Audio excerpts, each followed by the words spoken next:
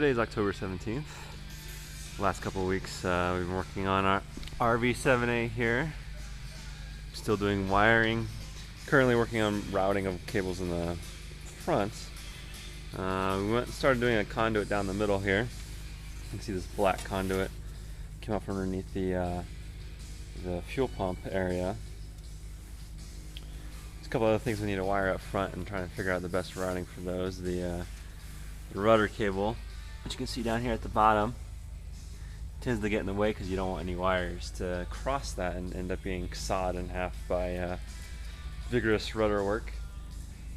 So spending some time on that.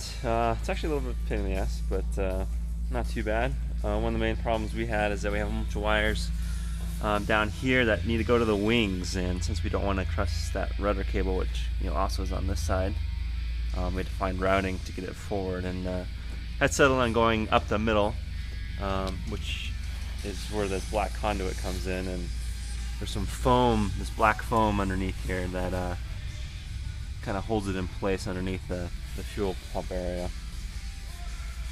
You can see I'm trying to get some preliminary wiring for the communications antenna ready to go. I think I'm going to be putting my comm antenna right here and one on the other side as well. Making sure I can get this wire and that cable up front somehow without causing too much interference. Haven't quite figured out where I'm going to route that yet. One of the things we've done in the last couple weekends is get the outside air temperature probe installed, which is this guy right here. You can see my nice legs and feet in the reflection there, but got that guy installed. Hopefully it'll work well there. Trying to keep it in an area that's not very turbulent. Still working on getting the magnetometers mounted back here so I can get the vertical stabilizer on, but moving a little slow with that one. We've also finished up some of the wiring on the wings. You can see the wing tips here. We have a strobe cable, which has its own conduit, kind of away from everything else.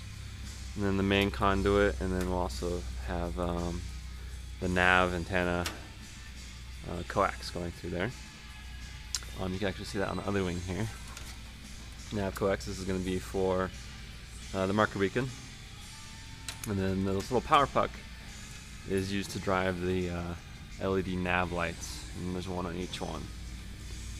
Nice thing about the LED nav lights is it takes very small wires, and I think these are 22 gauge.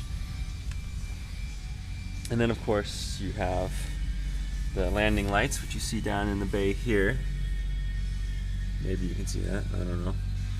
And the wiring for those leading up and all the way to the root. And here's where the Dynon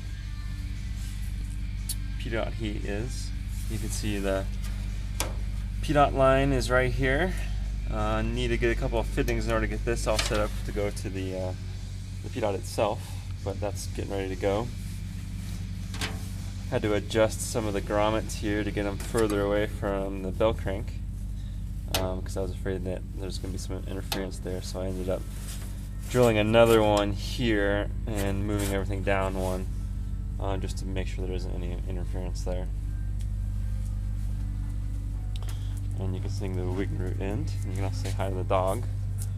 Decided to join me today. The end of the strobe light. This will connect to a cable coming out of the fuselage. And then all of these guys will have connections going to the fuselage as well. This is the AOA lines. And this is the wires for the roll servo for the autopilot, and then all the miscellaneous wires. Again, this is cable for marker beacon, which we saw on the other end. And that's about it. Have a bit of work to do, but making progress.